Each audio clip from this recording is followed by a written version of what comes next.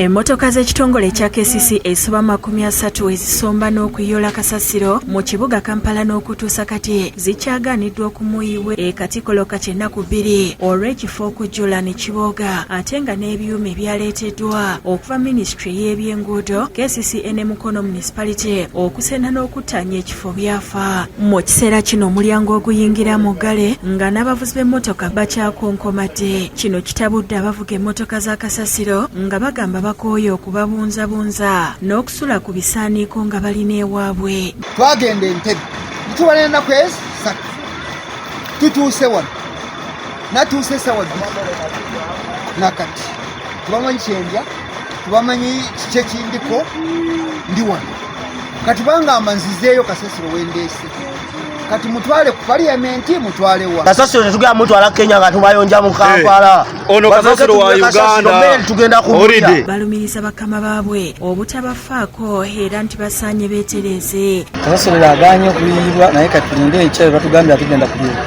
kweli dereva Ronald Musie omu ku baliraanye ekifo agamba nti akooye ebimotoka okusiba mu lujja kubanga amazzi agava mu kasasiro gakulukutira we.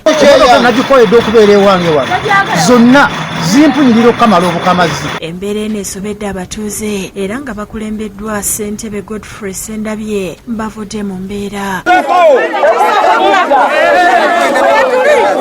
Akulira obutonde bw'ensi Mukono George Musegera agamba nti kituufu waliwo okusoomozebwa oluvannyuma lw'ebyuma ebyabaweebwa okufa ate ebirala ne bitubira mu kasasiro nga beetaagisaayo emmotoka endala okuyambako n'abakugu. Emmotoka ebadde bituyambako excavator ne doza biri down. Excavator yafunamu breakdown chain yakutuka ne pini egiholdinga n'ekutuka neba nga tekyasobola cooperating. Yo mubaka Betty Namboze Bakireke asabye gavumenti okuteeka mu mbalirira ensimbi ez'ebigwa bitalaze okubayambanga ku nsonga bwe ziti. Eno ensonga yeetaaga Parliament kutuula neeyisa gye bayita supplementary budget ekola ku bigwa tebikoze eki.